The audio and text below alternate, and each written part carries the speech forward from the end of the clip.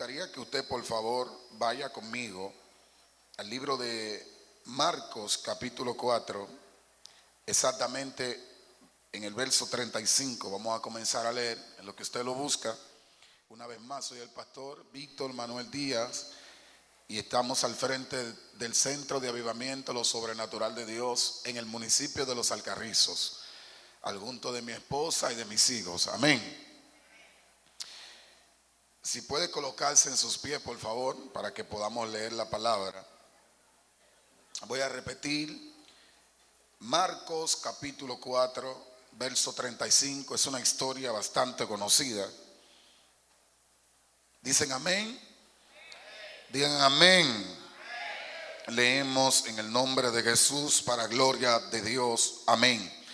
Dice así: aquel día, cuando llegó la noche, les dijo: pasemos al otro lado. Y despidiendo la multitud, le tomaron como estaba en la barca, y había también con él otras barcas. Pero se levantó una gran tempestad de viento. Diga conmigo: se levantó un viento. No, vuelva y diga: se levantó un viento. Y echaba las olas en la barca de tal manera que ya se anegaba. Y él estaba en la popa durmiendo sobre un cabezal, y le despertaron y le dijeron: maestro, ¿no tienes cuidado que perecemos? Y levantándose reprendió al viento y dijo al mar: calla, enmudece. Y cesó el viento y se hizo grande bonanza. Y les digo: ¿por qué estáis así amedrentados? ¿Cómo no tenéis fe? Entonces temieron con gran temor y se decían el uno al otro: ¿quién es este que aún el viento y el mar le obedecen? Puede tomar su asiento. Amén. Y el Señor puso un tema en mi espíritu para ustedes en esta mañana, y quiero ministrarle con el tema revelación del viento. Amén. Quiero que salude al que esté cerca de usted y dígale: revelación del viento. Amén. ¿Están listos? Amén. ¿Alguien está listo a recibir esta palabra? La palabra revelación tiene una definición griega. Viene de una palabra griega que es como apocalipto. Y esa palabra apocalipto, me dejó solo el pianista. Y esa palabra apocalipto quiere decir quitar la cubierta. Es como algo que está escondido y necesita, ¿verdad?, ser manifiesto. Algo que está oculto y necesita salir a la luz. Amén. Es como algo que necesita que se revele, que se muestre, que se enseñe, que se presente, que se declare. Amén. También la palabra revelación tiene que ver con algo que se va a manifestar, algo que todavía no ha ocurrido, y Dios te lo hace entender a ti para que tú lo puedas conocer antes de que ocurra. O sea, cuando tú entras a ese nivel de revelación, tú normalmente vives estando en el presente, pero vives en el futuro, porque tú ves cosas que no han ocurrido, pero que tú estás tranquilo porque ya tú lo viste, tú lo viviste. ¿Alguien dice amén? Es como, por ejemplo, el sueño que Dios le mostró al pastor, que él acabó de decir. O sea, él vio cosas que se van a manifestar, cosas que van a ocurrir en este lugar y con ustedes. Todavía no han pasado, pero el simple hecho de que no haya pasado no quiere decir que no va a pasar. Ya él lo vio. Entonces, para al que no lo vio es una sorpresa, pero cuando tú tienes revelación, para ti no es una sorpresa, sino que tú anticipadamente tú das gloria a Dios porque ya tú lo viviste. ¿Alguien dice amén hoy? Y la palabra, ¿verdad?, revela algo aquí poderoso. Yo estuve leyendo acerca de esta historia. Normalmente a nosotros nos enseñaron siempre a reprender el viento. Amén. No sé si alguien aquí en alguna oportunidad ha escuchado decir: reprendo todo viento contrario. Yo comencé a analizar ese tipo de reprensión, y algo me hizo entender el Señor por la palabra, que hay vientos que no necesariamente lo envió el diablo a tu vida. A su nombre. O sea, hay vientos que no necesariamente tienen que ser contrarios, aunque se vean contrarios. Hay vientos que van a llegar a nuestras vidas, amén, que aunque nosotros veamos, ¿verdad?, aparentemente que vinieron para dañarnos, no vinieron para dañarnos, sino que vinieron para hacer un trabajo en nosotros, o un trabajo a favor de nosotros. ¿Alguien puede decir amén? La Biblia revela exactamente en el libro de Éxodo, capítulo 14, dice la palabra del Señor. Escuche, en el capítulo 13 dice que Dios deja que el pueblo de Israel salga de la cautividad de Egipto. Ustedes saben que el pueblo estaba cautivo 400 y algo de años en Egipto, y Dios le revela a Moisés en el capítulo 3 de Éxodo para que vaya él a liberar al pueblo que estaba esclavo. Cuando Dios habla con Moisés, le dice Dios: Moisés, te he asignado a ti esa misión. Quiero que vayas al faraón, hable con él, te presente ante él y le diga que dije yo que deje ir a mi pueblo para que me celebre una fiesta en el desierto. Dios tiene un party en el desierto, que es lo que significa fiesta. Dios tiene una fiesta en el desierto y quiere celebrarla con su pueblo. Y manda a Moisés: ve, tráeme a mi pueblo. Cuando Moisés va ante el faraón, dice la palabra del Señor que Faraón, Dios hace que se le endurezca el corazón. Y hay algo que yo dije: ¿por qué Dios, si manda a Moisés ante el faraón, por qué el mismo Dios es quien le endurece el corazón al faraón? Porque hay cosas que Dios va a hacer contigo y conmigo, que Dios no quiere que nadie se atribuya el éxito de lo que va a hacer contigo. Porque hay gente que si te dan una ofrenda en una oportunidad y Dios te catapulta a una dimensión superior, esa gente van a decir: está ahí, pero yo aporté a eso. Y Dios no quiere que nadie se lleve la gloria con lo que va a hacer contigo, porque Él no necesita ayuda para llevarte al lugar donde Él te va a llevar en los próximos días. ¿Alguien está aquí hoy? Entonces Dios le endurece el corazón a Faraón, para que un día Faraón no diga: el pueblo está bendecido, pero fui yo que lo dejé ir. Y dice que Dios le endurece el corazón y Moisés va a hablar con él. Y después de muchas señales, lo primero que entendí fue lo que dice el capítulo 10 del libro de Éxodo, exactamente el versículo 13. Cuando Moisés está ante el faraón, dice la palabra del Señor que Faraón tenía el corazón muy duro y no quería dejar ir al pueblo. Y dice la Biblia que Moisés hizo extender su mano, y dice que Dios le mandó un viento. ¿Qué dice Dios? ¿Qué dice la Biblia? Que Dios le mandó un viento. Diga conmigo: Dios mandó un viento. Cuando Dios le manda el viento trae langosta como señal. Y dice la Biblia que toda la langosta estuvieron por toda la tierra de Egipto. Pero lo que más me impacta es que dice que el que mandó el viento fue Dios, para traer la langosta ante el faraón como señal de que Dios había mandado a Moisés. Cuando Moisés finalmente logra de que faraón suelte al pueblo, dice la palabra del Señor que cuando Moisés está frente al mar, de pronto comienza a clamar. ¿Por qué? Porque faraón viene detrás y Moisés está frente al mar, y el mar le está impidiendo el paso a Moisés para llegar al destino que Dios le había asignado. Pero cuando Moisés está frente al mar que clama, la palabra del Señor revela que de pronto Dios se queda en silencio. Y ahí es donde mucha gente a veces malinterpreta el silencio de Dios, porque hay gente que creen que cuando Dios se queda en silencio es porque está ignorando lo que está pasando con él. Y es todo lo contrario. El silencio de Dios es un profeta. Voy a decirlo otra vez: el silencio de Dios es la mayor palabra que puede recibir una persona. Cada vez que Dios se quedó en silencio fue porque se ocupó. Y si Dios se ocupó, hay muchas posibilidades que esté trabajando exactamente en tu petición. Lo que pasa es que en nuestra desesperación interpretamos que Dios nos abandonó. Y no es así. Dios se ocupó para hacer exactamente lo que tú le estás solicitando. Y cuando Moisés se queda, ve que escucha un silencio, Dios le responde y le dice: Moisés, ¿qué buscas ahí detenido? Moisés le dice: Señor, el mar no me deja avanzar hasta el lugar y faraón viene detrás. Dios le dice: Moisés, escucha esto, cuando yo te llamé, que yo puse en tus manos. Moisés le digo: Señor, una vara. Mire algo, cada vez que Dios envió un hombre o una mujer a algún lugar, nunca lo envió con la mano vacía. Dios siempre lo equipó. Y la vara que tenía Moisés portaba gloria aunque él lo desconocía. Tú tienes algo poderoso aunque lo desconozcas. El simple hecho de que tú no entiendas lo que porta no quiere decir que Dios no te haya equipado de algo sobrenatural. Todo el que está aquí Dios lo equipó con una gloria sobrenatural. ¿Sabe por qué esta iglesia está aquí? Porque Dios equipó al pastor con una gloria sobrenatural. Si no estuviera equipado con un poder sobrenatural, esta iglesia no estuviera establecida en este lugar. ¿Cuántos dicen amén? Dios le dice: Moisés, extiende tu mano. Y la Biblia dice que cuando Moisés extendió la mano, dice la Biblia que vino un viento. ¿Qué vino? Mire, siempre tiene que interpretar esto. El viento no viene para dañar.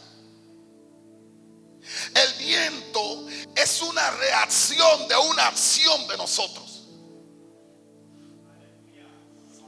Algunos se pusieron serios ahora. El viento es una reacción de una acción de nosotros. El viento viene para algunas cosas en nuestras vidas. Por ejemplo, esta parte donde Moisés está frente al mar, Moisés necesitaba un viento. Porque la Biblia dice que él está frente al mar y dice que Dios le envió un viento. Y cuando el viento sopló en el mar, dice que separó las aguas del mar Rojo, poniendo dos paredes de agua, una a la derecha y otra a la izquierda, y dejando la parte del medio en seco. Cuando el viento vino para abrirle paso a Moisés, para que Moisés llegara al lugar que Dios le dijo. Hay obstáculos en tu vida que no necesariamente, gloria a Dios, están allí para que tú creas que Dios te abandonó, sino para que tú veas la manifestación del poder de Dios. Y Dios te va a enviar un viento. Y por el Espíritu puedo entender que aquí hay gente que tienen barreras que lo han estancado en su ministerio, en todo lo que están haciendo, en su negocio, en lo que Dios va a hacer contigo. Pero quiero decirte que en estos días Dios te va a mandar un viento. Yo no sé por dónde viene el viento.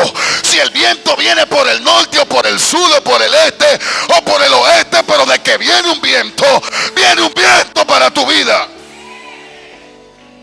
¿Alguien puede decir amén aquí hoy? Dice que el viento vino y abrió. Cuando el viento vino y abrió, Moisés pudo pasar hasta el lugar donde Dios le había asignado. El viento viene cuando nosotros accionamos en algo. El viento es una reacción de una acción nuestra. Para que usted me crea lo que le estoy diciendo, la Biblia dice exactamente en el libro de Jonás, capítulo 1, Dios habla con el profeta y le dice: vete a Nínive y pregona sobre aquella gran ciudad. Cuando Dios le habla al profeta, el profeta tenía un resentimiento histórico con los ninivitas, porque los ninivitas eran gente crueles, eran personas que agarraban a las personas y lo torturaban. Dice que los ninivitas agarraban a la gente y colgaban sus cadáveres en las paredes. Amén. Entonces Jonás interpreta y dice: Dios no me va a mandar a un pueblo que no merece su amor, que no merece su misericordia. Y como Jonás, hay mucha gente que ellos creen que fueron ellos los que murieron en la cruz. Hay gente que cree que fue a ellos que le dieron los latigazos. Hay gente que cree que fue a ellos que le clavaron los clavos en las manos y en los pies. Así estaba Jonás. No, tú no mereces llegar ante ese pueblo. Y Jonás, dice la Biblia, que compró un pasaje y se fue rumbo contrario. Dice que se fue a Tarsis. Y cuando Jonás va rumbo a Tarsis, dice Dios: voy a tener que mandarle un viento a Jonás. Alguien bendice el nombre del Señor. Y exactamente el versículo 3 del capítulo 1 de Jonás dice que Dios mandó un viento. Cuando Dios le mandó el viento a la embarcación donde estaba Jonás, dice la Biblia que la embarcación estaba a punto de hundirse. Pero aquí no dice que fue que el viento lo mandó el diablo. Aquí dice que lo mandó Dios el viento. ¿Por qué Dios mandó el viento aquí? Porque había un hombre en esa embarcación que estaba desobedeciendo una palabra. El viento es una reacción de una acción. Cuando tú desobedeces y te están soplando viento, no reprenda, alíñate. Por eso hay gente, siento que me cayó algo aquí poderoso ahora. Por eso es que hay gente, profeta, que cuando están reprendiendo viento, sigue soplando el viento. Y tú dices, ¿me abandonó Dios? No, Dios no te abandonó. Porque el viento no se reprende cuando estamos desalineados del propósito. Lo único que necesita para que el viento se vaya es volver al carril de donde te desviaste un día. ¿Cuánta gente de que reprendo, echo fuera los vientos y la brisa sigue igual y el viento sigue soplando? Papá, fue que te descarrilaste del propósito. Está por la izquierda y Dios te quiere por la derecha.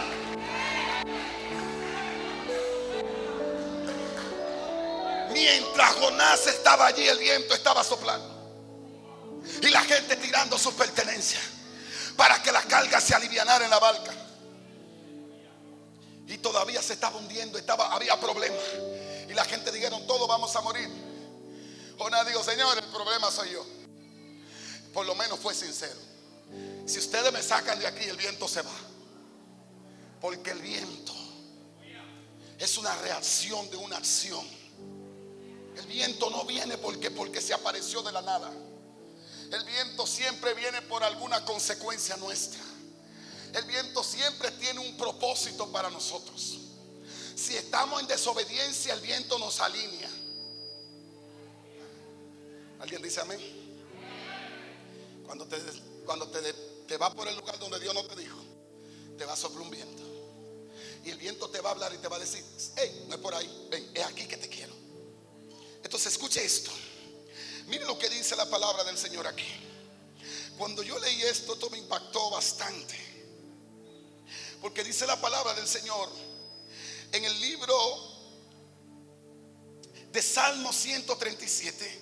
Dice el versículo 6, dice, todo lo que Jehová quiere, lo hace. Y me encanta cómo se presenta Dios en el Salmo 137. Dice, todo lo que Jehová quiere, lo hace. Y dice, los cielos en la tierra, yo no tengo límite. Lo que yo quiero hacer en los cielos, nadie me frena. Y lo que yo quiero hacer en la tierra, nadie me lo impide. Y dice, en los mares también yo hago lo que quiera. Pero lo que más me llamó la atención fue, dice, Él hace subir las nubes de los extremos. Y dice, hace los relámpagos para que haya lluvia. Y dice, y saca los vientos de sus depósitos. O sea, yo Jehová saco los vientos del depósito donde están. O sea, puede estar todo tranquilo y yo le doy una orden a los vientos. Y los vientos hacen lo que yo diga. Porque el viento va a venir para yo hacer algo, para que la gente entienda. Mire algo. Usted sabía que hay vientos que Dios permite que lleguen a nosotros. Diga conmigo, es así. Escuche esto. Hay cosas que Dios las permite en nosotros para ver la reacción de nosotros ante la problemática que se presenta. Vámonos para la Biblia. En el libro de Juan capítulo 6 hay un episodio aquí que me encanta.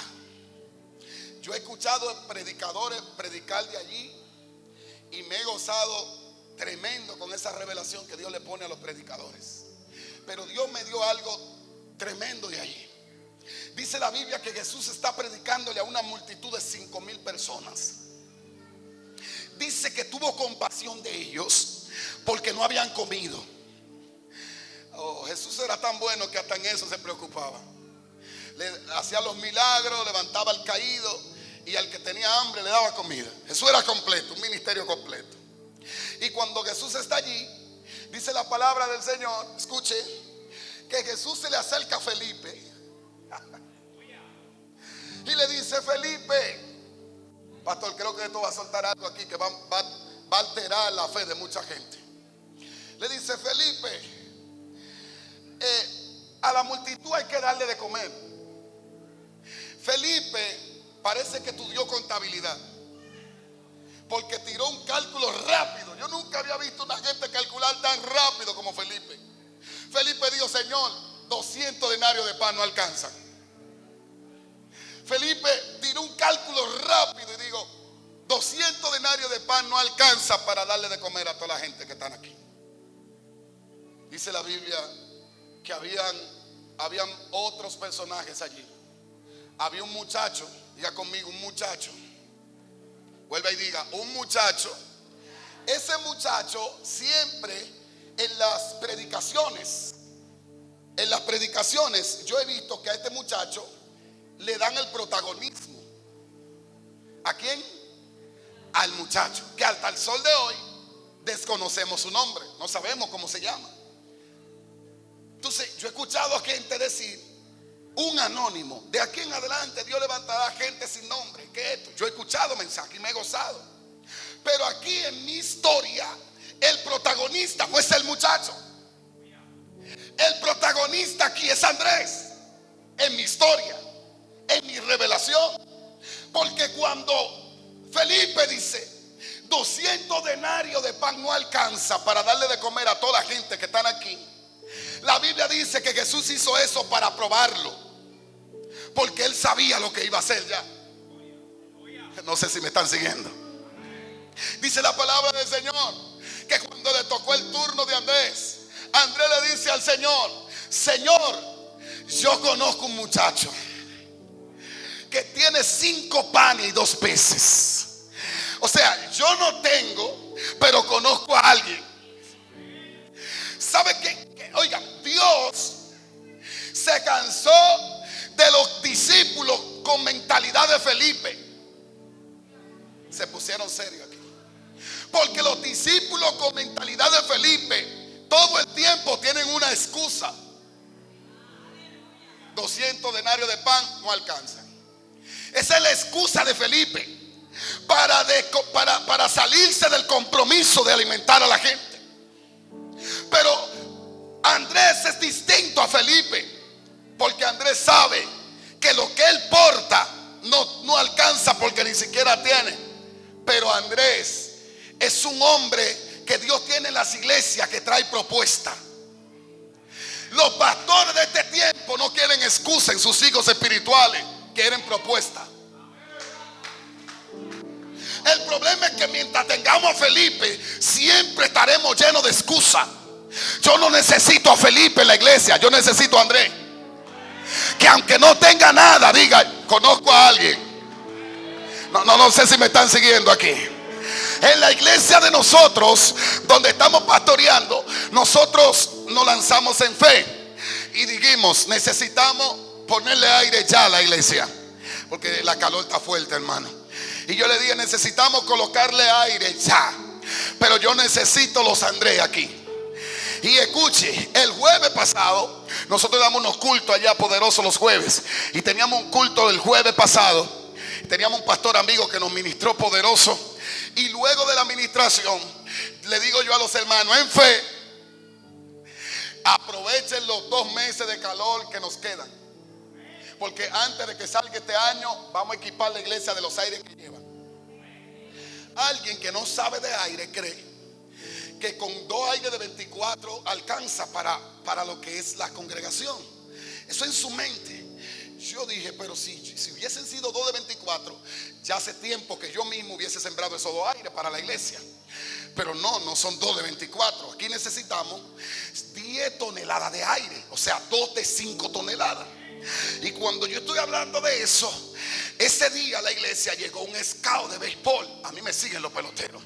Llegó un scout de béisbol. Y el scout de béisbol dijo: yo aporto la mitad de los aires de esta iglesia, el dinero. Y están aquí. Pero lo que más me impacta, que ese scout a la iglesia no lo llevó Felipe, lo llevó Andrés.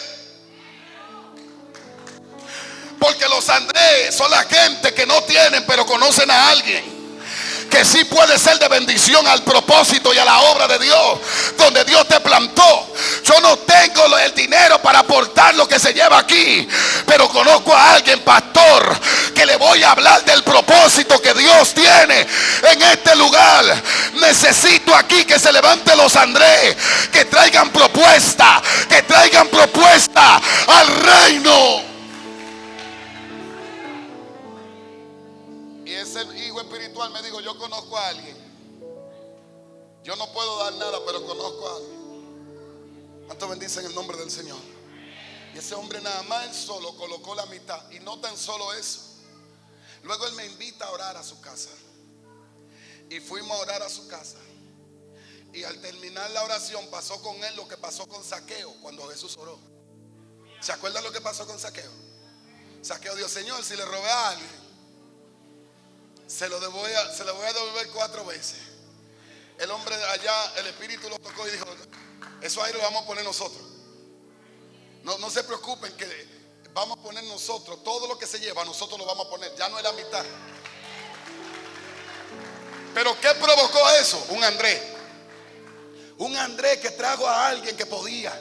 Dios necesita gente que cuando el viento le llegue, que cuando la situación se presenta, entienda que es ahí cuando tú tienes que sacar lo que Dios puso dentro de ti para traer propuestas que traigan bendiciones al reino, que traigan bendiciones al propósito donde Dios te ubicó, donde Dios te plantó. ¿Dónde están los Andrés y las Andreas de esta casa espiritual? Aquí se necesitan Andrés, se necesitan gente que traigan propuestas. Pastor, yo no puedo comprar la silla que se necesita aquí, pero conozco a alguien que le vamos a tocar la puerta para que traiga la silla que se necesitan aquí. ¿Cuántos bendicen a Dios? Diga conmigo: los vientos van a llegar para hablarnos a nosotros. Mire lo que dice aquí. Escuche esto, porque la palabra del Señor revela en el libro de Mateo capítulo 7 verso 24. Dice: a cualquiera pues que me oye esta palabra y las hace, le compararé a un hombre prudente. Escuche, que edificó su casa sobre la roca. Dice: y vinieron vientos. ¿Qué vino? Mire, el viento aquí no vino para derribarle la casa. Es un error.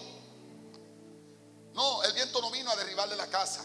El viento vino para probar el nivel de fundamento que tenía la casa. Porque dice más adelante: pero al que no hace esta palabra y la pone en práctica, le compararé a un hombre insensato que edificó en la arena. Y dice: y el mismo viento vino para el insensato. El mismo viento que le sopló al que edificó en la roca fue el mismo viento que le sopló al que edificó en la arena. O sea, no fue un viento diferente, fue el mismo viento. Pero el viento no vino para destruirle la casa. El viento vino para probar el nivel de fundamento. El viento Dios lo permite para que tú mismo te des cuenta qué nivel de profundidad estás en el mundo espiritual. Usted no ha visto cuando vienen los ciclones. Usted no ha visto cuando vienen los ciclones. Usted no ha visto que hay árboles que cuando el ciclón llega con fuertes vientos, hay árboles que se van. Pregúnteme por qué. Porque los fundamentos que tiene son demasiados frágiles. Y cuando el viento viene, se lo lleva. Pero yo por mi casa, la primera vez que tuve la oportunidad de ver un ciclón en vivo, que fue en el año 1998 cuando el huracán George, por mi casa había muchos árboles. Y al frente de mi casa yo pude ver con mis ojos cómo el viento levantó un árbol de raíz y lo tiró por un lado, así como cuando una gente saca algo y lo zumba. Así lo vi. Y yo me empecé a temblar, nunca había visto eso. Pero yo vi el mismo viento soplando fuerte y vi que le estaba soplando a una palmera. Y la palmera hacía así y se doblaba y volvía y se enderezaba. El mismo viento que le sopló al que lo despegó fue el mismo viento que le sopló a la palmera. Pero había algo diferente. Es que al que arrancaron, sus bases eran muy frágiles. Pero al que se quedó, oh bendito sea el nombre del Señor, no pudo despegarlo. ¿Sabe lo que le estoy diciendo?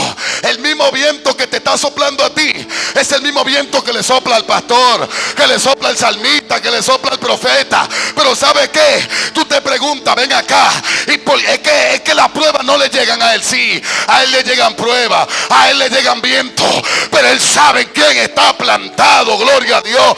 Él sabe en quién está sembrado. Cuando tú sabes en quién está sembrado, puede venir el viento como venga. ¿Cuánto alaban el nombre del Señor? ¿Sabe lo que dice la Biblia en el Salmo 104? La Biblia dice en el Salmo 104 verso 4 que Él hace los vientos su mensajero Y dice que él se monta en el viento y cabalga. El viento. El viento de Dios viene para enseñarnos algo sobrenatural. Alguien alaba el nombre de Jesucristo aquí. Prepárese, porque a partir de hoy usted va a salir de aquí con una mentalidad del por qué vino el viento. ¿Y a qué vino el viento? El viento vino a hacer algo en mi vida. Yo no sé si vino a quitar un obstáculo, o no sé si vino a alinearme, o no sé si vino para probar el fundamento que tengo. Pero que venga el viento como venga, que venga el viento como venga. Lo que yo sé que cuando el viento venga va a ser un trabajo en mi vida. O me alinea o me quita el problema. O me alinea o me quita el problema. A alguien aquí que el viento va a comenzar a soplarle. ¿Sabe por qué el viento? Siento algo poderoso aquí. ¿Sabe por qué el viento no te puede hacer nada? Porque cuando a ti te crearon, lo que te depositaron fue viento. La Biblia dice que Dios te sopló aliento. Tú estás lleno de viento por dentro. Por eso cuando Cristo, en el capítulo 4 verso 35 de Marcos, estaba orando, estaba en la barca, dice que Cristo de pronto se durmió en la parte superior de la barca, que es la popa. Cuando Cristo se monta en la parte superior, a mí me llamó la atención 4 cosas. Escuche esto. Cristo dijo: pasemos ¿a dónde? Desde que Cristo dijo: pasemos al otro lado, usted tiene que interpretar. Escuche lo que dice la Biblia. La Biblia dice que en la lengua está el poder de la vida y de la muerte. ¿Cuántos creen en el poder de la palabra? Cristo había declarado que diga conmigo, una palabra. Recuerde lo que dice la Biblia en el libro de Juan: todas las cosas por la palabra fueron hechas. Y sin la palabra nada de lo que fue hecho haciendo alusión del verbo, que es lo mismo que la palabra. ¿Me están siguiendo? O sea, todo lo que se hizo por la palabra. Y sin la palabra nada fuera hecho. Entonces el mismo Jesús que creó todas las cosas acaba de decir: pasemos. ¿Qué dijo Jesús? Esa palabra estaba comprometida. Ya ni siquiera era la barca que lo iba a llevar, sino lo que él declaró antes. Desde que Cristo dijo: pasemos al otro lado, dice la Biblia que estaban en la barca. Y lo próximo que pasó allí es que cuando están en la barca, dice la palabra del Señor que Jesús estaba en la parte superior de la barca durmiendo, y llegó un viento. ¿Qué llegó? El viento llega. Y yo hice un cálculo rapidísimo. Allí. Si viene un viento y Jesús está en la barca y está dormido, ¿qué rayo buscaban los discípulos despiertos? Si Jesús se durmió, es un sinónimo de descanso. ¿Sabe por qué? ¿Quiere que le diga algo a usted? ¿Alguien cree que Jesús estaba durmiendo ahí? Pero dice la Biblia que sí. ¿Estaba Cristo durmiendo ahí? No, Cristo estaba en descanso. El término dormir es un sinónimo de descanso. No sé si me están siguiendo. Escuche, porque la Biblia dice que el que te guarda no se dormirá.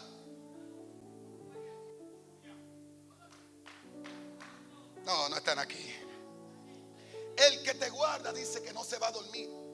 O sea que él no estaba durmiendo, él estaba descansando. Pero cuando el viento vino, la Biblia dice que los discípulos comenzaron a atormentarse y a tener miedo. ¿Qué tuvieron? El miedo es una percepción que hace que el cuerpo reciba lo contrario a lo que yo quiero. ¿Sabe qué? El miedo tiene como 30 definiciones, pero una de esas es la que acabo de decirle. Pero hay otra, es que dice que el miedo tiene un poder creativo imaginario. El miedo te hace ver problemas donde no existe. El miedo te hace ver cosas que no existen. Se lo pruebo por la palabra. Capítulo 14, verso 22 del libro de Mateo. La Biblia dice que los discípulos, Cristo lo envió en una barca Y como la última de vigilia de la noche, se le apareció a ellos caminando encima del agua. Cuando Cristo le aparece caminando encima del agua, ellos alcanzan a ver lo que está caminando. En el momento ellos no saben quién está caminando, pero su miedo hizo que ellos entendieran que era un fantasma. Y dieron voces de miedo y dijeron: un fantasma. Era un fantasma el que venía. El miedo hizo que ellos vean a Cristo como un fantasma. Cuando tienes miedo, tú ves obstáculos, ves barreras, ves oposiciones, ves cosas que no existen. Por eso cuando Eliseo y Giesi estaban en el campamento, que los sirios venían, dice la palabra del Señor que cuando los sirios venían, le dijo Giesi al profeta: ahí vienen los sirios.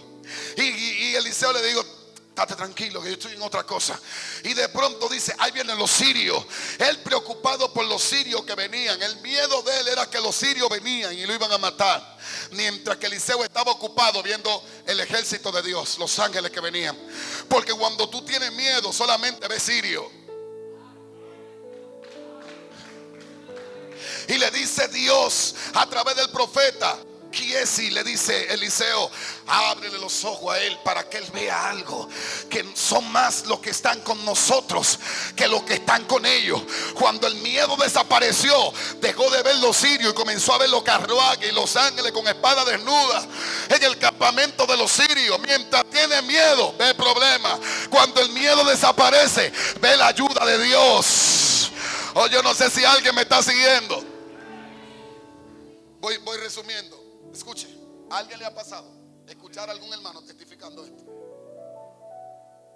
Por ejemplo, cuando tú tienes miedo y estás orando solo en tu casa, y si tu casa no tiene techo de pavimento y lo que tiene es zinc, pero al lado de tu casa hay una mata que las hojas hacen contacto con el zinc, y tú estás en la madrugada orando, escucha, y de pronto tú escuchas algo que sonó arriba del zinc y tú comienzas: reprendo, ato. No, el diablo ni por ahí está. El árbol que está haciendo contacto con el zinc, pero tu miedo hizo creer que era el diablo que estaba ahí. Y el diablo ni por ahí estaba.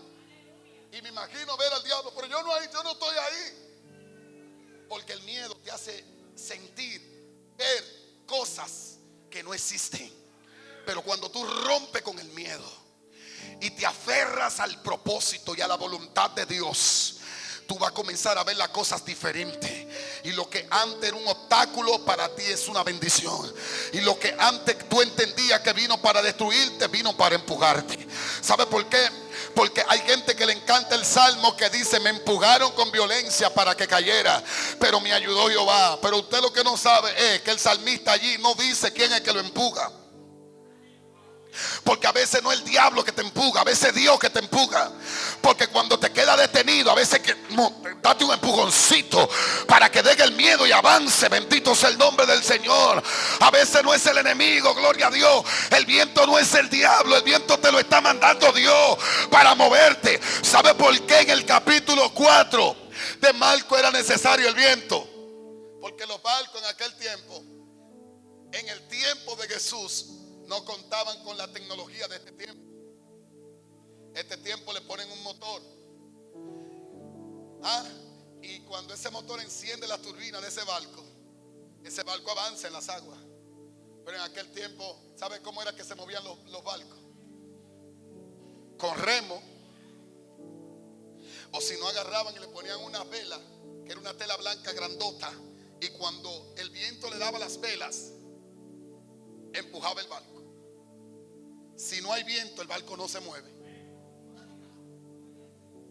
Si no hay viento, el barco, o sea, el viento vino para empujar al barco. Hay mucha gente que dice: no, el viento fue por el endemoniado gadareno. No fue el endemoniado gadareno que mandó viento. Yo leí la Biblia entera y no encontré ningún texto bíblico que me afirme que el diablo movió un viento. Todos los vientos los movió Dios en la Biblia. Todos los vientos los movió Dios. No leí ninguna parte. Y el diablo levantó un viento. Y el diablo provocó un viento. No dice ninguna parte de la Biblia. Todo lo que leí dice que los vientos lo movía Dios. A Jonás le mandaron el viento por desobediente. Oh, gloria a Dios. A los que estuvieron edificando le mandaron el viento para probar la edificación que estaban haciendo. Pero todos los vientos llegaron con una asignación. Pregúntale al que está a tu lado: ¿a qué vendría el viento a tu vida? Entonces es ahí cuando te sinceras con Dios. Si estás en algún tipo de desobediencia, dice: Señor, gracias por mandarme ese viento, porque lo necesito para alinearme, para volver al carril, para volver al diseño, para volver al propósito. Pero tal vez el viento te vino porque el diablo levantó un obstáculo en el medio y hay que removerlo y tú no puedes quitarlo. Y Dios te va a mandar el viento para quitar todo problema.